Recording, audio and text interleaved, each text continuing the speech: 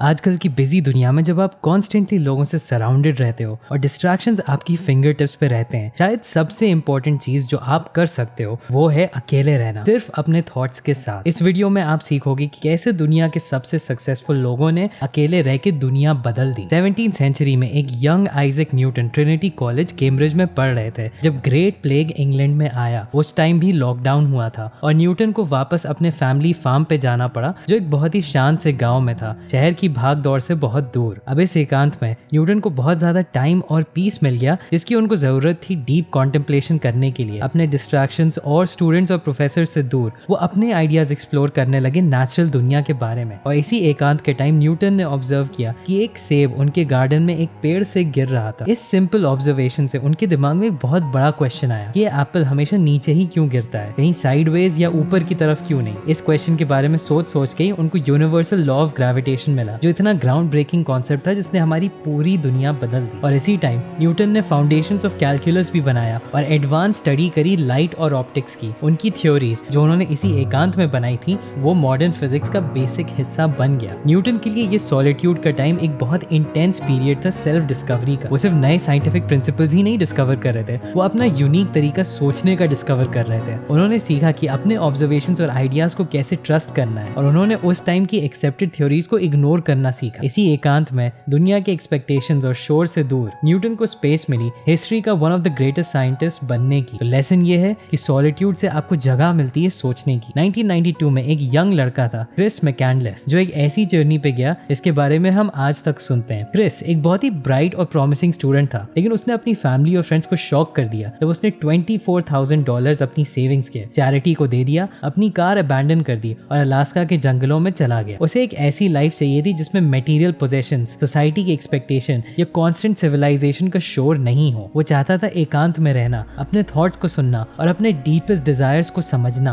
Alaska के इन्हीं जंगलों में क्रिस को वो सॉलिट्यूड मिल गया जो उसको चाहिए था। वो एक अबैंडन्ड बस में रहता था जिसको उसने नाम दिया था द मैजिक बस। यहाँ पे वो अपने थॉट्स, अपने सपनों और नेचर की ब्यूटी के साथ अकेले रहता था। वो शिकार करके खाना खाता था, बुक्स पढ़ता था और अपने जर्नल में लिखता रहता था अपने थॉट्स और एक्सपीरियंसेस के बारे में। इसी एकांत में क्रिस को एक बहुत ही तगड़ा कनेक्शन फील होने लगा नेचुरल दुनिया से, एक ऐसा कनेक्शन जो उसने शहर में कभी एक्सपीरियंस नहीं किया था। उसने अपनी खुद की स्ट्रेंथ डिस्कवर करी। उसको ये समझ में आया कि उसके अंदर एक सर्वाइव करने की बहुत गहरी चाह थी और उसको ये पता चला कि वो बहुत कम के साथ भी जिंदा रह सकता है। उसको सिंपल चीजों में मजा आने लगा, कम चीजों के साथ रहना उसको पसंद आने लगा और उसको फ्रीडम महसूस होने लगा। लेकिन सबसे इंपॉर्टेंट चीज थी कि क्रिस ने अपने आप को डिस्कवर किया। सोसाइटल प्रेशर से दूर वो अपनी आइडेंटिटी, अपनी वैल्यू और अपने पैशंस को जान पाया। वो अपने अंदर की आवाज को सुन पाया और अपने दिल को फॉलो कर पाया। उसने लिखा था, I've had a happy life and thank the Lord. Goodbye and may God bless all. ये वर्ड्स उसके फाइनल नोट में मिले थे, जिससे हमें पता चलता है कि उसके सर्कमस्टांसेस के बावजूद उसके अंदर एक बहुत ही गहरा सेंस ऑफ पीस था। अनफॉर्चुनेटली कुछ महीने बाद पता चला कि वो मर गया था स्टारवेशन से, लेकिन याद रखने की बात यह है कि वो अपने मरते दम तक बहुत ही खुश था। इस पे एक मूवी भी बनी है जो बहुत इंटरेस्टिंग है, इनटू द वाइल्ड। तो यहाँ पे लेसन ये है कि अकेले नेचर में रहने से हमें अंदर से शांति मिलती है। समर ऑफ 1990 में एक यंग लड़की थी जोन रॉलिंग, जिसकी मैनचेस्टर से लंदन जाने वाली ट्रेन 4 घंटे डिले हो गई थी। अब उसको ये नहीं पता था कि अगले 4 घंटे एकांत के एक ऐसा आइडिया उसके दिमाग में ले आएंगे जिससे दुनिया भर में करोड़ों लोग उसके फैन हो जाएंगे। इन 4 घंटों में जोन अपने थॉट्स के साथ अकेली थी। उसके दिमाग में कोई डिस्ट्रैक्शंस या एजेंडा नहीं था और उसका दिमाग इधर उधर भागने लगा। इसी शांति के टाइम एकदम से उसके दिमाग में एक इमेज आई, एक पतला सा चश्मिश लड़का जिसको पता नहीं था कि वो एक विज़र्ड है। ये लड़का था हैरी पॉटर और ये दुनिया का one of the most beloved characters बन गया। उसी एकांत के टाइम जोन के दिमाग में बहुत सारे कैरेक्टर्स और प्लॉट लाइंस आने लगी। Hogwarts school of witchcraft, the game of Quidditch and the dark wizard Voldemort, ये सारे एलिमेंट्स उसके दिमाग में अपने आप आने लगे। जब फाइनली उसकी ट्रेन की जर्नी खत्म हुई तो हैरी पॉटर की दुनिया पैदा हो गई थी। अगले कुछ साल जोन, जिसने अपना नाम लिखा जेके रोलिंग, वो इसी तरह से सॉलिट्यूड को यूज करके अपनी क्रिएटिविटी बढ़ाती रही। वो कैफेज में जाती थी और जब उनकी छोटी बेटी सो जाती थी तो वो उन क्वाइट मोमेंट्स में हैरी पॉटर की दुनिया को और जान देती थी। जेके रोलिंग ने काफी बार बताया कि ये पीरियड ऑफ सॉलिट्यूड उनके लिए बहुत इंपॉर्टेंट था अपने क्रिएटिव प्रोसेस को बढ़ाने के लिए। आप इमेजिन करिए अगर स्मार्टफोन्स 1990s में होते तो हो सकता है वो 4 घंटे वो पूरे टाइम रील्स में ही लगी होती और एक $1 बिलियन आइडिया कभी पैदा नहीं होता। स्पीकिंग ऑफ $1 बिलियन आइडियाज, एक और इंसान थे जो सॉलिट्यूड के बहुत बड़े फैन थे, स्टीव जॉब्स। जॉब्स काफी फेमस थे अपनी वॉक्स के लिए। वो पोलो ऑल्टो में बस टहलने निकल जाते थे। अब वो एमलेसली वॉक पे नहीं जाते थे बल्कि वो पर्पसफुली इस टाइम को यूज करते थे रिफ्लेक्शन और डिसीजन मेकिंग के लिए। ऑफिस की आवाज से, लीडरशिप की प्रेशर से और दूसरों के ओपिनियन से दूर जॉब्स को फाइनली टाइम मिलता था क्लियरली और क्रिएटिवली सोचने के लिए। जॉब्स का ये मानना था कि ये मोमेंट्स ऑफ सॉलिट्यूड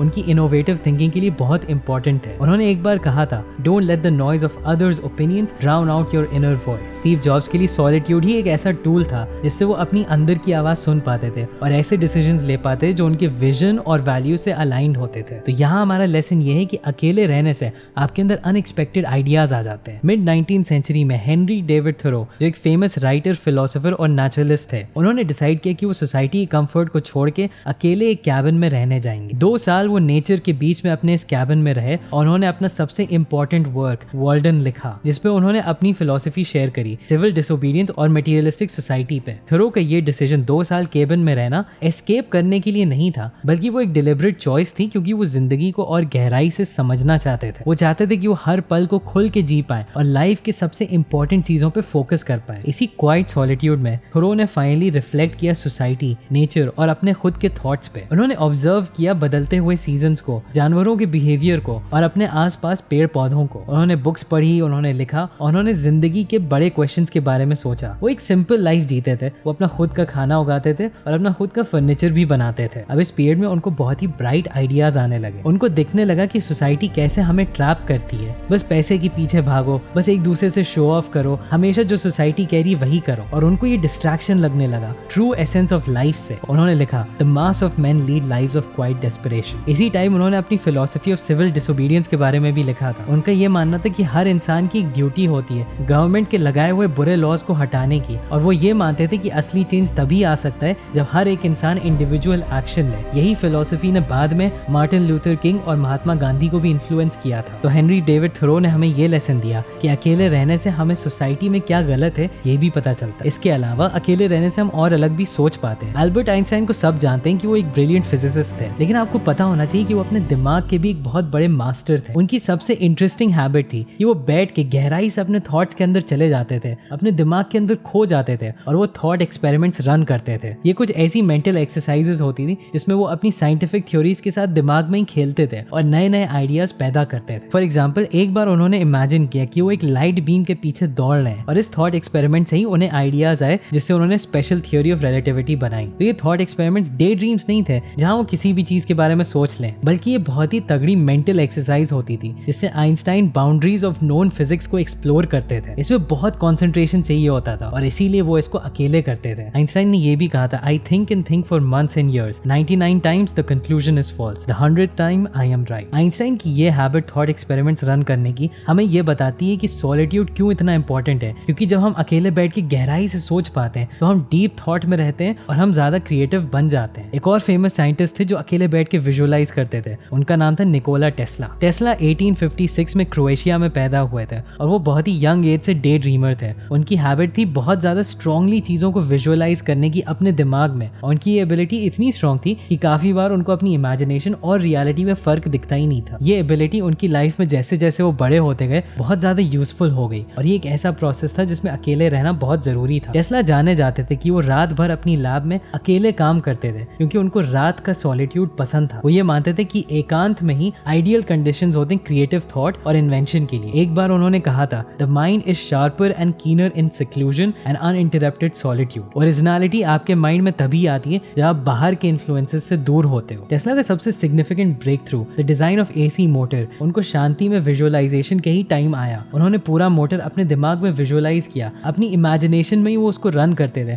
मॉडिफिकेशंस बनाते थे और उसको रन करते हुए ऑब्जर्व करते थे। जब ये मोटर उनके दिमाग में पूरी तरह से क्लियर हो गया तो उन्होंने उसको फिजिकली बनाया और पहले अटेम्प्ट से ही वो एग्जैक्टली वैसा काम किया जैसे उन्होंने सोचा था। तो लेसन इस स्टोरी में ये है कि अकेले रह के आपकी इमेजिनेशन और क्रिएटिविटी अनलॉक होगी, जिससे आप अपनी लाइफ में बहुत बड़ा ब्रेक थ्रू ला सकते हो। लेकिन अकेले रहना यूजफुल नहीं है अगर आपका दिमाग हमेशा दौड़ता रहे, और इसके सोल्यूशन के लिए आप यहाँ क्लिक करके don't believe everything you think की बुक समरी देख सकते हैं। अभी के लिए बस इतना ही, एंड थैंक्स फॉर वॉचिंग।